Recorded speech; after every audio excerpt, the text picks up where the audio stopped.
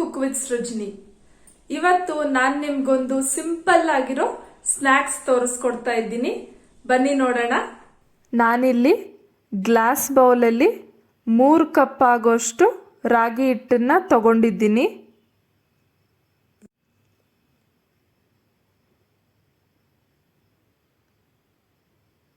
ಎಳ್ಳು ದೊಡ್ಡ ಕಪ್ಪಲ್ಲಿ 1 ಕಪ್ ಆಗೋಷ್ಟು ತಗೊಂಡಿದ್ದೀನಿ. ಏಲಕ್ಕಿ 4, ಉಪ್ಪು ರುಚಿಗೆ ತಕ್ಕಷ್ಟು, ಬೆಲ್ಲ ದೊಡ್ಡ ಕಪ್ಪಲ್ಲಿ 1 ಕಪ್ ಆಗೋಷ್ಟು ತಗೊಂಡಿದ್ದೀನಿ. ರಾಗಿ ಹಿಟ್ಟಿಗೆ ರುಚಿಗೆ ತಕ್ಕಷ್ಟು ಉಪ್ಪು ಹಾಕಿ ಸ್ವಲ್ಪನೇ ನೀರು ಹಾಕ್ಕೊಂಡು ರೊಟ್ಟಿ ಮಾಡೋ ಅದಕ್ಕೆ ಮಿಕ್ಸ್ ಮಾಡ್ಕೊಬೇಕು. ಈ ತಿಂಡಿ ನಮಗೆ ನಮ್ಮ ಅಜ್ಜಿ ಮಾಡಿಕೊಡ್ತಾ ಇದ್ರು. ತುಂಬಾ ಟೇಸ್ಟಿಯಾಗಿರುತ್ತೆ. ಈ ತಿಂಡಿ ನಿಮ್ಮ ಹತ್ರ ಶೇರ್ ಮಾಡ್ಕೊಬೇಕು ಅಂತ ಅನಿಸ್ತು. ಅದಕ್ಕೆ ಈ ರೆಸಿಪಿನ ಮಾಡ್ತಾ ಇದ್ದೀನಿ. ಇದು ತುಂಬ ಸಿಂಪಲ್ ಮತ್ತು ಟೇಸ್ಟು ಸಹ ತುಂಬ ಚೆನ್ನಾಗಿರುತ್ತೆ. ಆಗಿನ ಕಾಲದಲ್ಲಿ ಈ ತಿಂಡಿನ ಜಾಸ್ತಿ ಮಾಡ್ತಾ ಇದ್ರು. ಈಗಿನ ಮಕ್ಕಳಿಗೆ ಗೊತ್ತಿರುತ್ತೋ ಇಲ್ವೋ, ಇಷ್ಟ ಆಗುತ್ತೋ ಇಲ್ವೋ ಗೊತ್ತಿಲ್ಲ. ಈ ರೀತಿ ಬೆರೆಸಿಟ್ಕೊಂಡು ಒಂದು 1/2 ಅವರ್ ಆ ಥರ ನೆನೆಯೋದಕ್ಕೆ ಬಿಡೋಣ. ಪ್ಲೇಟ್ ಮುಚ್ಚಿ ಪಕ್ಕಕ್ಕಿಡೋಣ.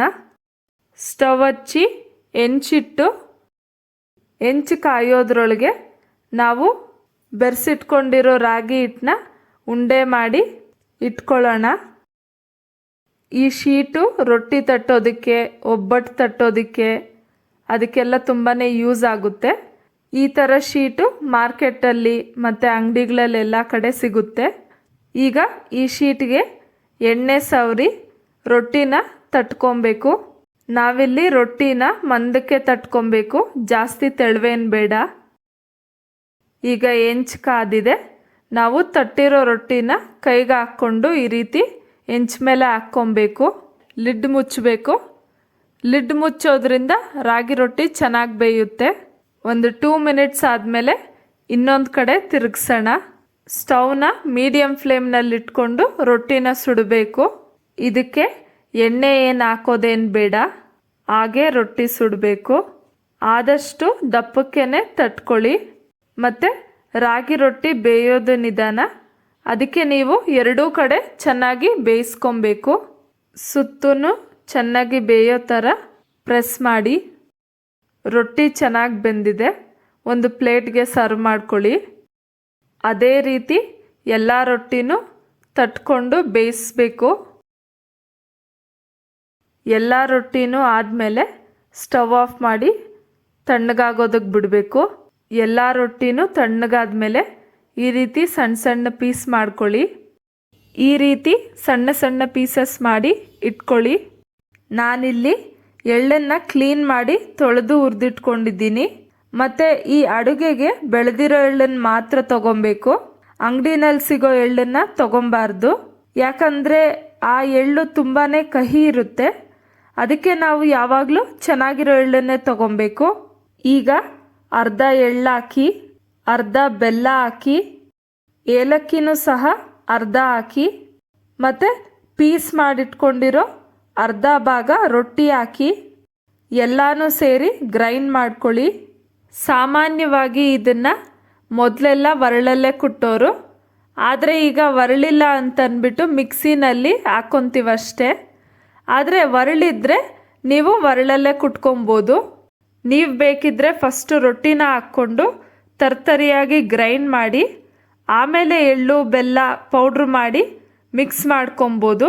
ಇಲ್ಲ ಅಂತಂದರೆ ಒಟ್ಟಿಗೆನೂ ಸಹ ಹಾಕ್ಕೊಂಡು ಗ್ರೈಂಡ್ ಮಾಡ್ಕೊಬೋದು. ಎಲ್ಲ ಒಂದು ಸರಿ ಜಾರಲ್ಲಿ ಮೇಲಿಂದ ಕೆಳಕ್ಕೆ, ಕೆಳಗಿಂದ ಮೇಲಕ್ಕೆ ಸ್ಪೂನಲ್ಲಿ ತಿರುಗಿಸಿ ಮತ್ತೆ ಗ್ರೈಂಡ್ ಮಾಡ್ಕೊಳ್ಳಿ.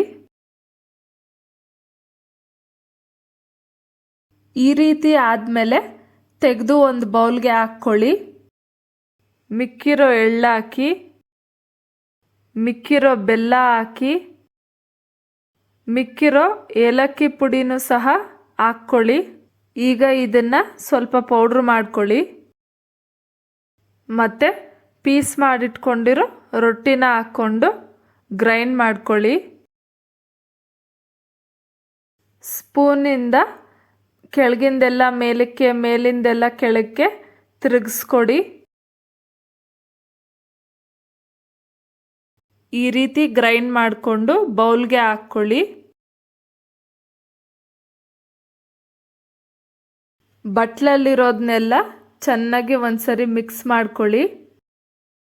ನೀವು ಬೇಕಿದ್ರೆ ಇದೇ ರೀತಿ ಬಟ್ಲಿಗೆ ಹಾಕ್ಕೊಂಡು ತಿನ್ಬೋದು, ಇಲ್ಲ ಅಂತಂದರೆ ಉಂಡೆ ಕಟ್ಟಿ ತಿನ್ಬೋದು.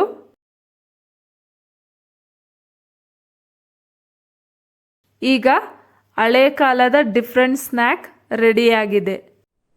ಸೊ ನೋಡಿದ್ರಲ್ಲ ಫ್ರೆಂಡ್ಸ್, ಈ ಒಂದು ಸಿಂಪಲ್ ಸ್ನ್ಯಾಕ್ ಮಾಡೋದು ಹೇಗೆ ಅಂತ ಅಂದ್ಬಿಟ್ಟು. ಈ ಸಿಂಪಲ್ ಸ್ನ್ಯಾಕ್ ನಮ್ಮ ಅಜ್ಜಿ ನಮಗ್ ಮಾಡ್ಕೊಡ್ತಾ ಇದ್ರು. ನನ್ಗಂತೂ ತುಂಬಾನೇ ಇಷ್ಟ ಈ ಸ್ನ್ಯಾಕ್ಸ್ ಅಂತಂದ್ರೆ, ತುಂಬಾನೇ ಟೇಸ್ಟಿ ಆಗಿರುತ್ತೆ. ಅದಕ್ಕೆ ನಾನು ಈ ವಿಡಿಯೋನ ನಿಮ್ಮ ಹತ್ರ ಶೇರ್ ಮಾಡ್ಕೊಂತಾ ಇದ್ದೀನಿ. ನೀವು ಒಂದ್ಸಲ ಟ್ರೈ ಮಾಡಿ ನೋಡಿ, ನಿಮ್ಗೆ ಹೇಗೆ ಅನ್ಸ್ತು ಅಂತ ಅಂದ್ಬಿಟ್ಟು ಕಮೆಂಟ್ ಸೆಕ್ಷನ್ ಅಲ್ಲಿ ಶೇರ್ ಮಾಡ್ಕೊಳ್ಳಿ. ಮತ್ತೆ ಈ ವಿಡಿಯೋ ನಿಮ್ಗೆ ಇಷ್ಟ ಆದ್ರೆ ಲೈಕ್ ಮಾಡಿ, ಶೇರ್ ಮಾಡಿ, ಪ್ಲೀಸ್ ನನ್ನ ಚಾನೆಲ್ಗೆ ಸಬ್ಸ್ಕ್ರೈಬ್ ಮಾಡಿ. ಮತ್ತೆ ನಾನು ಇನ್ನೊಂದು ರೆಸಿಪಿ ಜೊತೆ ನಿಮ್ ಮುಂದೆ ಸಿಗ್ತೀನಿ. ಅಂಟಿಲ್ ದೆನ್, ಬಾಯ್ ಬಾಯ್.